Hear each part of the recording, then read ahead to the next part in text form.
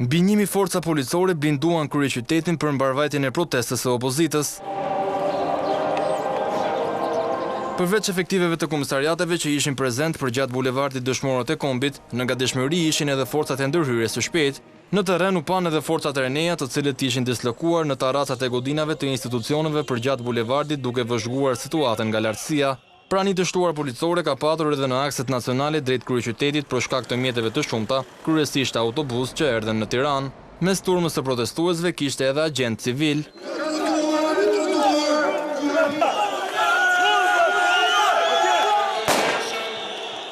Disa incidente të vogla nuk munguan, por kjo nuk cënoi mbarvajtjen e protestës, e cila ishte e qetë dhe pa tensione.